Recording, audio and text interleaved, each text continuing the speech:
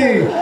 24-এর গণঅভ্যুত্থানের অন্যতম মাস্টারমাইন্ড জামাতের আমির ডাক্তার শফিকুর রহমান।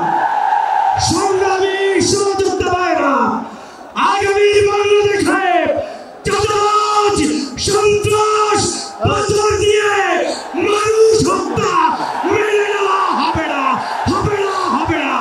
আপনাদেরকে স্মরণ করিয়ে দিতে চাই, 2013 সালে নিজামী, সাইদি, মুজাহিদ, কাদের মোল্লা, আলী হাসান সহ যাদেরকে হত্যা করা হয়েছে তার রক্তের নজরা দেওয়ার জন্য সমগ্র ঢাকার অলিতে গলিতে সকল মানুষ আজ বিস্তার করছে। ঠিক কিনা বলো? নারায়ে তাকবীর, নারায়ে তাকবীর।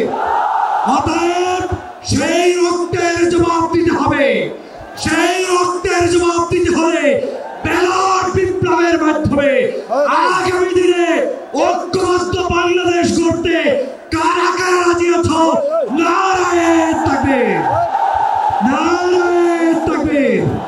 প্রিয় যোদ্ধা ভাইয়েরা, নতুন করে নাটক শুরু করেছে অনেকে। রাজাকার রাজাকার ট্যাগ লাগানোর দিন শেষ হয়ে গিয়েছে।